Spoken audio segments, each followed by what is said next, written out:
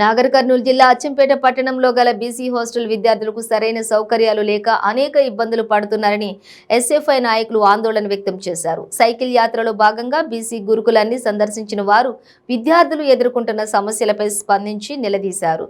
ఈ సిబ్బందిని కూడా నిలదీశారు. ఈ సందర్భంగా విద్యార్థులు కనీస సౌకర్యాలు లేక అసౌకర్యాల మధ్య చదువులను వెల్లదీస్తున్నారని ఆవేదన వ్యక్తం చేశారు. పురుగుల అన్నం, నీళ్ల చారు పెడుతున్నారని ఆగ్రహం వ్యక్తం చేశారు.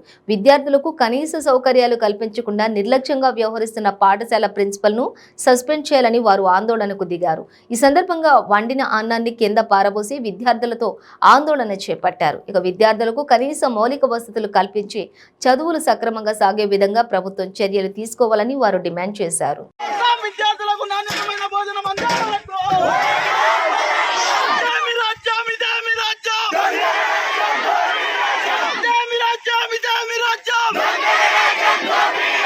అందించాలా, విద్యార్థులకు మెనూ ప్రకారం భోజనాన్ని అందించాలా, విద్యార్థులకు నాణ్యతమైన భోజనాన్ని విద్యార్థులకు న్యాయం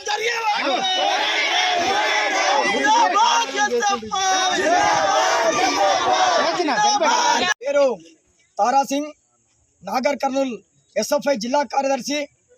ఈ విద్యారంగంలో ఉన్నటువంటి సమస్యలు పరిష్కరించాలని నాగర్ కర్నూలు జిల్లా వ్యాప్తంగా సమరభేరి సైకిల్ యాత్రను నిన్న కొల్లాపూర్లో ప్రారంభించడం జరిగింది.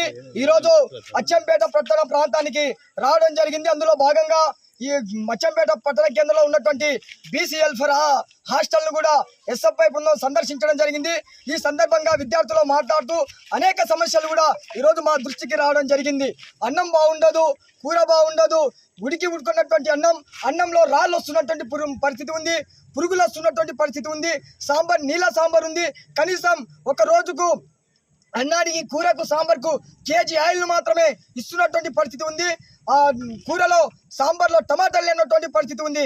చింతపండు బిస్కి ఈరోజు హాస్టల్ విద్యార్థులకు వందిస్తున్నటువంటి పరిస్థితి ఉంది. ప్రతి ఆదివారం ఈరోజు విద్యార్థులకు గడ్డి వీకిస్తూ ఈ హాస్టల్లో లెట్రూమ్, బాత్రూమ్లు విద్యార్థుల చేతనే క్లీన్ చేపిస్తున్నటువంటి పరిస్థితి ఉంది. అదేవిధంగా